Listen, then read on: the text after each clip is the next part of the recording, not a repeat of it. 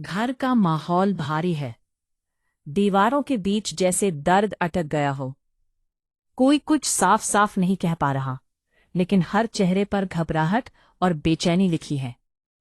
जिया की आंखें सूजी हुई हैं, जैसे कई रातों से नींद ने उसका साथ छोड़ दिया हो।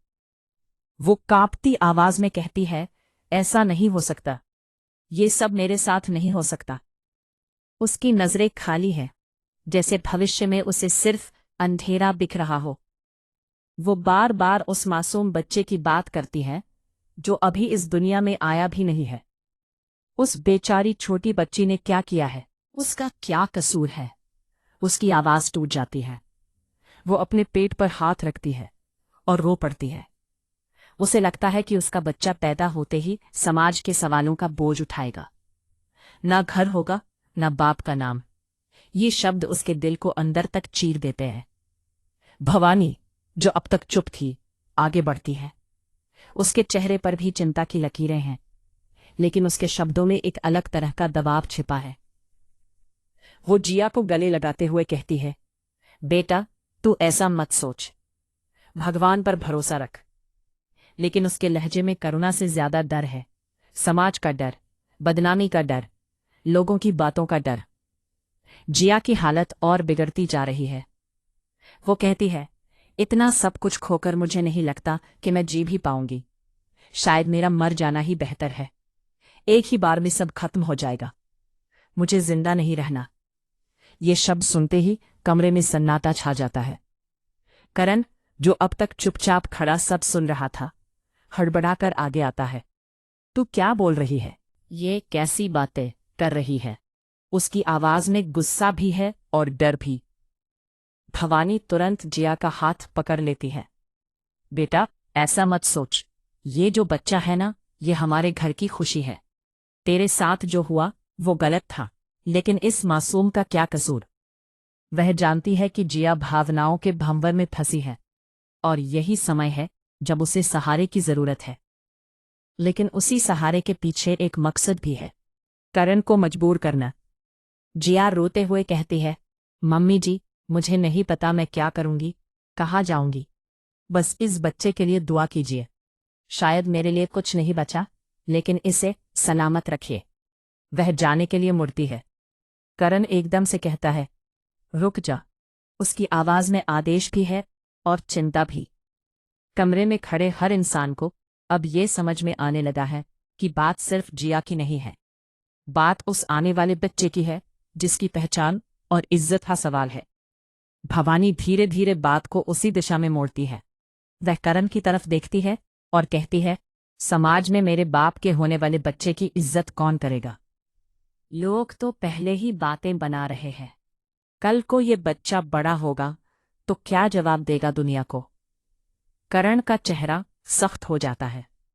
वो जानता है कि यह सवाल सीधे उस पर है। उसकी चुप्पी सबको चुभ रही है। जिया फिर से बोलती है, मैं अकेली कैसे पालूंगी इसे? बच्चा बहुत बड़ी जिम्मेदारी होता है। मैं खुद टूट चुकी हूं, इसे कैसे संभालूंगी? उसके शब्दों में लाचारी साफ है। भवानी अब पूरी तरह भावनात्मक दबाव बना चुकी है। बेटा, मुँह करण से कहती है, धीरे धीरे वक्त के साथ सब ठीक हो जाता है, लेकिन शुरुआत तो किसी को करनी पड़ती है। अगर तूने साथ नहीं दिया तो ये बच्चा दुनिया में कदम रखते ही बोझ बन जाएगा। क्या तू ये चाहेगा? उसकी आवाज में आरोप नहीं, लेकिन ऐसा सवाल है जिसका जवाब देना आसान नहीं। करण की सांसें तेज हो जाती है। उसे लगता है जैसे हर नजर उससे जवाब मांग रही है। वो खुद से लड़ रहा है। एक तरफ समाज, दूसरी तरफ जिम्मेदारी। एक तरफ अपनी आजादी, दूसरी तरफ एक मासूम जिंदगी।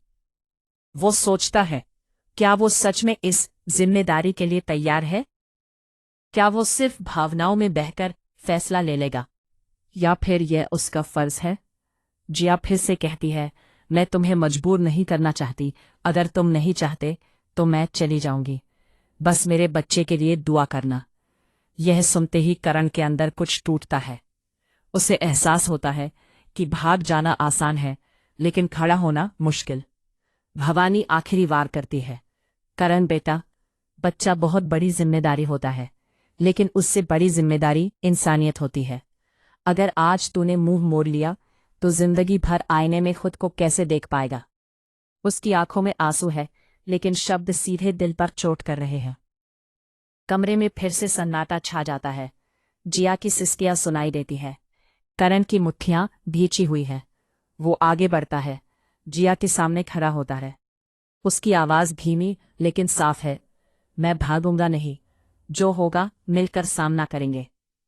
यह सुनते ही जिया की आंखों से आंसुओं की धारा बहने लगती है।